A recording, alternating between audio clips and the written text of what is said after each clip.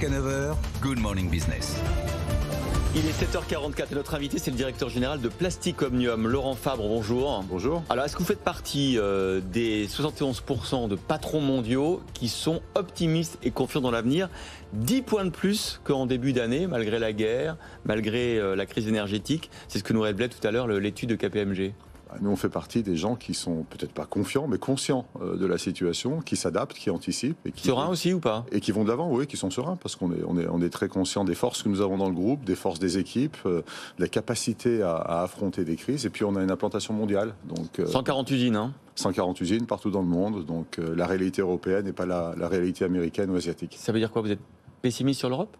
Non, je pense que la situation en Europe est plus contrainte, notamment au niveau énergétique, que ce qu'elle est aux États-Unis, où l'inflation est différente et où on peut imaginer que la reprise sera plus rapide. Et on a trop misé sur les énergies, notamment russes, notamment l'Allemagne? Je pense qu'aujourd'hui, ce qui se passe avec malheureusement la guerre en Ukraine, les hausses de coûts de l'énergie ne sont pas dues à la guerre. C'est un problème structurel qu'on a en Europe depuis plus de 20 ans, avec une politique énergétique qui n'était probablement pas en phase avec les enjeux. On parle de l'Allemagne, vous vous êtes associé avec un Allemand justement dans l'hydrogène. Vous avez une usine en commun, c'est à côté de Stuttgart. Exactement. De mémoire. Vous misez sur l'hydrogène à fond, objectif de chiffre d'affaires 3 milliards en 2030. Aujourd'hui, on en est très loin. Ça va aller très vite sur l'hydrogène.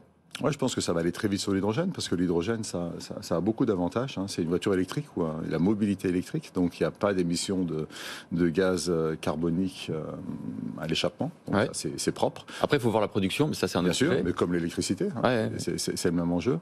Après, l'avantage de l'hydrogène, c'est que vous ne stockez pas l'électricité dans une batterie, mais sous forme de gaz, et vous avez une autonomie équivalente à un moteur thermique, donc 500, 600, 1000 km pour un camion, et vous avez les temps de recharge également d'un moteur thermique.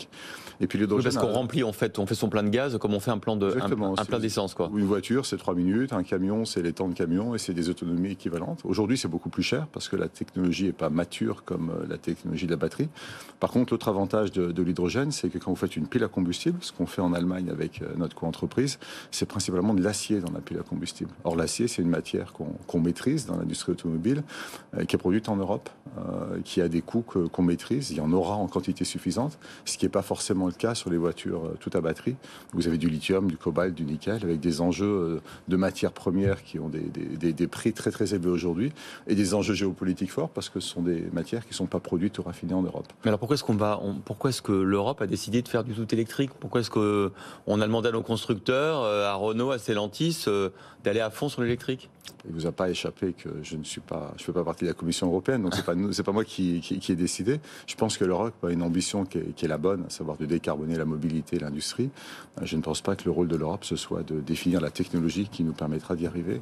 Et j'imagine que l'Europe prendra plus de recul dans le choix de la technologie et laissera la place aux entreprises industrielles de trouver la bonne technologie qui permet de décarboner, mais également de répondre aux enjeux géopolitiques d'indépendance énergétique qui sont les nôtres. Est-ce que vous voyez du coup un marché de la mobilité, de la voiture électrique et de l'hydrogène sur les camions? Il y aurait deux marchés comme ça distincts? Oui, on pense que ça va commencer dans la mobilité lourde, l'hydrogène, parce que la mobilité lourde doit se décarboner aussi. Or, l'hydrogène est la solution pour les camions, pour les bus, les véhicules commerciaux. C'est les commandes que PO a prises récemment avec Stellantis, avec Renault pour les véhicules commerciaux, avec des bus, avec Safra, parce qu'eux ont besoin de se décarboner. Et la batterie n'est pas une solution, parce qu'il y a des enjeux d'autonomie dont je parlais auparavant. Ouais. Et puis peu à peu, l'hydrogène va rentrer dans la mobilité individuelle. Pas pour les petits véhicules qui sont très bien à batterie avec une petite batterie, mais pour les véhicules qui ont besoin d'une autonomie normale. On se pose souvent la question ici, évidemment il y a la voiture hydrogène de Toyota, il y a celle d'Opium aussi. Est-ce qu'ils ont raison d'y croire à cette possibilité d'avoir une voiture individuelle à hydrogène? L'histoire montre que Toyota s'est rarement trompé. Ouais. C'est pour ça que ce sont les plus gros au monde. Nous, on accompagne Toyota dans toutes les technologies, dans l'hydrogène également, comme d'autres. Opium est un partenaire de PO, on les supporte, on aime bien cette histoire. Ouais. C'est une histoire française, donc on est très fiers de faire partir de ça. Donc nous, on croit, oui, aux véhicules individuels hydrogène, mais ça prendra du temps par rapport à la batterie, parce que la technologie n'est pas encore aussi mature. Un mot de votre facture énergétique, c'est maintenant on pose la question à chaque personne qui vient sur ce plateau. Il y a la sobriété, baisser la consommation pour faire face à des pénuries, puis il y a payer sa facture. Est-ce que la facture de Plastic Omnium, elle peut être payée sans aucun problème? Alors, Plastic Omnium a l'habitude de gérer l'énergie.